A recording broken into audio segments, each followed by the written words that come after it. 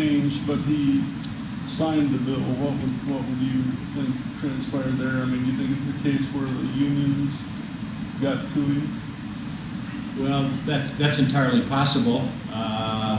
You know, and like anything else that goes on inside the walls of this building, sometimes agreements are made, and I don't know. We'd have to see what happened after that. We'd have to see whether or not some things that we're not expecting to come up came up.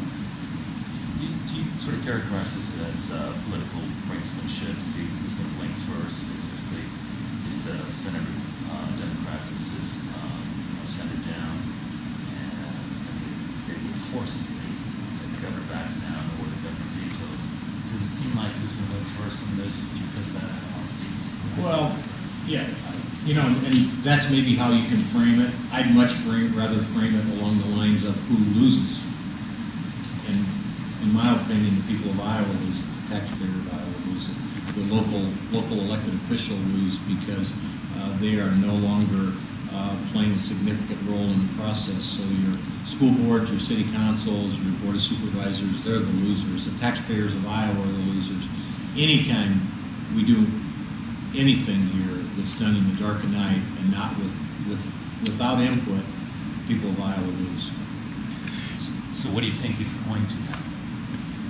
What is most likely? What do you know, I would hope that Senator Grunstall would sit down with his caucus and that they would decide that, you know, maybe we were hasty on this and we are willing to back the train up and we are willing to sit down with Republicans and the governor and take a look at where we're at on this thing and see if we can't do something that will allow us to salvage what's out there on this piece of legislation. It's a bad piece of legislation as it sits right now.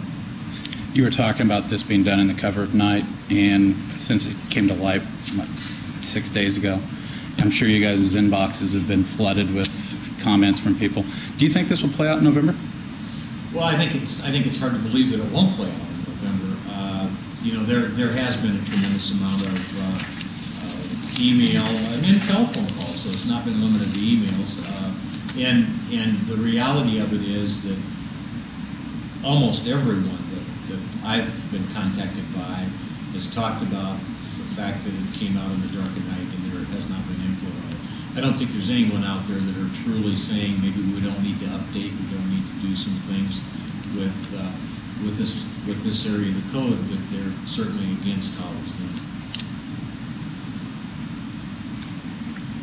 Anything else? Well, I think in that last question, the answer would be yes. I think when you go into the next election and you want to gain the voters' confidence as a representative of your area, you'll have some serious questions to answer from your city council members, your school board members, your county supervisors, your mayor. As I said yesterday, their comments were basically raining down on us to stop this process, opposition to the bill. And there were a number of legislators that simply stood up and completely and utterly ignored that. And I think in November they will face a number of questions from their local officials about their ability to listen and to lead. I do think this is one of the more serious issues that legislators that voted for this piece of legislation will face this November with their local officials. For either of you, do you think Senator Grunstall made a mistake by saying that statement that once the governor gets up to speed on this issue, then I'm sure he'll sign it? Do you think that was a political, tactical error? I would have not made that statement to the governor. I certainly respect the governor and respect the fact that I'm sure that the governor and his staff has looked this over from A to Z, and I'd have not probably chose to make statements like that. One thing that I'd like to follow up on the question earlier,